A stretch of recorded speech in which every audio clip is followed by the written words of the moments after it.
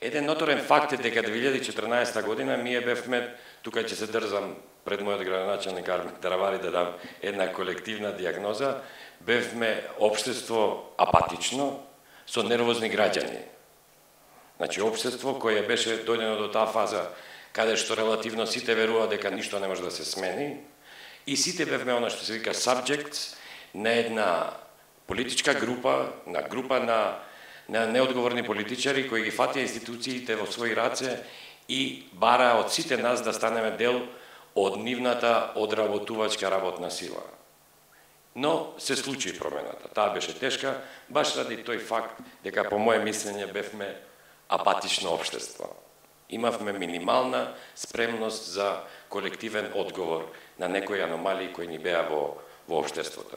Знаете, ние 90-та година бевме можеби една од федералните единици кои имаше наивни проблеми во однос на другите XU федерални единки. Дури една Словенија помина низ краток воен виор за да стане независна, додека ние излеговме од таа Југословенска федерација како држава која имаше нерегулирани меѓуетнички односи и имаше слаба фаза на корупција, слаби институции, но другите проблеми низ кои помина Словенија, Хрватска, Босна, Косово, Србија, ние ги немавме. И во тоа време се чинеше дека тие проблеми се најнаивни. Тие се проблеми надминливи, но ни се случи тоа дека тие проблеми се уште не пратат. И не пратат затоа што баш тие проблеми неретко од неодговорни политичари кои правеа политиканство се користеа за билдање на политички кариери. Едно од тие проблеми е и проблемот кој го имавме со Република Грција. Тој проблем со Република Грција ја надмина фазата на евентуално територијално решавање во раните 90-ти години. Ние сите знаеме кои биле разговорите помеѓу грчката страна во тоа време и српската страна, но влезе во една фаза на апатија. Ние сите сега мечтаеме да ни се вратат можностите од 93-та и надминување и 95-та и надминување на овој спор. 95-та овој спор можел да се надмине со технички решенија, но некому 95-та му требало билдање на кариера врз ова прашање. Се билдаре кариери во однос на меѓуетничките односи. И тоа не прати 27 години. Во меѓувреме партиите стана многу посилни, ја памтам дека 90-та година релативно беа коректни изборите, затоа што партијата во заминување немаше интерес и немаше развиено меанизам да интервенира во изборниот процес, додека новодојдените партии нема се уште развиено меанизам да навлезат во изборниот процес. Така да имавме релативно ентузијастички и коректни избори, но сето тоа пак се смени. Правејќи политиканство, дефокусирајќи јавноста во прашања кои се надминливи, но не се решава, се градеа политички кариери и ние стигнавме во 2014 во фаза каде што бевме апатично општество. Имаше тек тук реакции на граѓаните, но стравот беше евидентен. Стравот од државата на која ние сите бевме повикани да ја служиме беше евидентен и ретко можеше да се види поколективно организирање за реакција кон неодговорниот и некоректен однос на државата и за среќа почна со младите. И секогаш почна со младите. И тука беше таа пукнатината која после заврши во мирна лавина, затоа што мислам дека сме и научен пример како режими се рушат без крвопроливање. Мислам дека тоа ќе биде дел и од академскиот развој. Но сакам да стигнем баш до тоа. Сето ова беше можно да се случува поради непроменетиот менталитет. Ние дури и после првото искажување дека сме за евроатлантски интеграции, ние влеговме во фаза на импровизација. Ние влеговме во површно реализирање на барањата нашите евроатлантски партнери, но не во менување на свеста. Така да влеговме во фаза каде што ние импровизиравме решенија, а нашите европски партнери и по политичка потреба некојаш истите ги штиклираа. И тоа така и се случи. Ние не прераснавме во држава со заробени институции за еден месец. Тој процес траеше. Тој процес траеше и од првиот извештај на Европската комисија. Тој процес траеше од 90-та година. Но, поради таа теоријата на мирот пред демократијата, ние као граѓани на крај завршивме као жртви на таа теорија.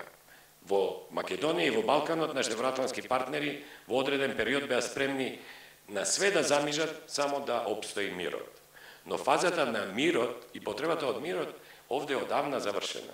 Но нашите политичари со интервенции мали во меѓуетничките односи и во другите односи ја држаа таа тензија и се трудеа пред нашите евроатлантски партнери да укажат дека тие се тие кои го одржуваат мирот, а за демократијата има време.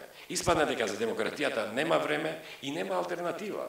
Затоа што ние немаме одговорни политичари со големи визии. Така да, целиот тој процес го ставија во своја корист. Денови неколку изјави сум дал дека ова некоја нарекува условен датум за започнување на преговорите.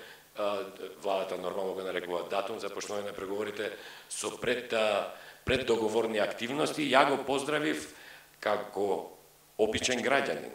Затоа што за мене како обичен граѓанин, секој дополнителен поттик и притисок до владата да ги реализира тие реформи кои ние као општество ги дефиниравме као потребни, е добро.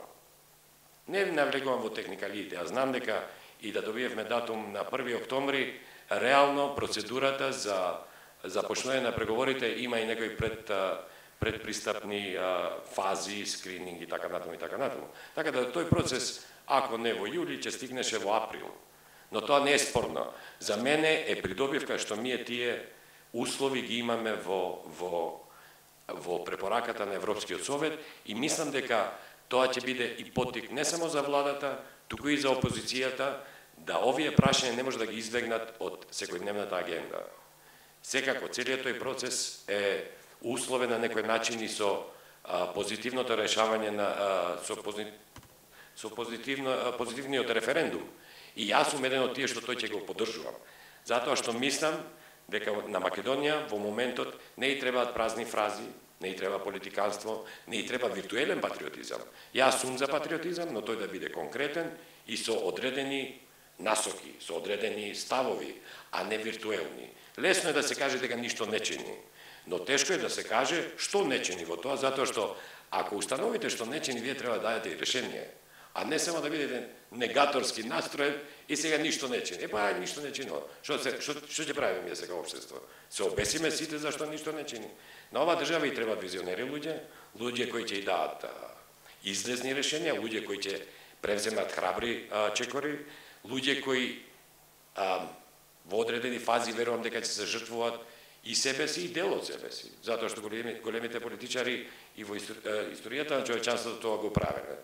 Да се вратиме на 2001. 2001 да немаше визионери и да имаше само празни патриоти, оваа држава ќе завршеше во друг правец, но и граѓаните на оваа држава. И тие се неодвоиви. Така да мислам дека патот на Македонија кон Европската унија не е само во реформите, туку и во менувањето на менталниот склоп. Овие реформи, овие обврски што ви ги дала Европскиот совет, се обврски кои мене животот треба да ми го подобрат, а не само вие да добиете причина да го штиклирате тоа као завршена работа. И верувам дека општеството станало поагилно, со отворени очи, пореактивно. И мислам дека ние во целиот тој процес од сега па до почнување на преговорите ќе го поддржуваме, ќе го пратиме, но верувам дека ќе бидеме и објективниот коректив на секое успорување или забегување од реформските активности. И мислам дека тој тест цивилниот сектор во Македонија во минатиот период го даде. Мислам дека и довербата на граѓаните кај објективноста и неутралноста на цивилниот сектор порасна и цивилниот сектор реално стана чинител во евроатлантските интеграции и мислам дека таа своја улога ќе искористи во бенефит не само на граѓаните, дури и на институциите и верувам дека тоа ќе го подпомогне и ќе го заврза целиот процес. Така да верувам дека нашиот пат кон Европската унија оди и преку некои делови на Охридскиот, затоа што тоа стана и како да кажем, реченица позната на нашите евроатлантски партнери дека патот до Европа и НАТО оди преку Охридскиот договор, но патот на Македонија во НАТО и Европската унија оди и преку Пршинскиот договор, и преку идните реформски приоритети, но и преку менување на менталитетот на нашите граѓани, кои ќе ја зголемат спремноста да бараат одговорност од институциите. Толку. Фала.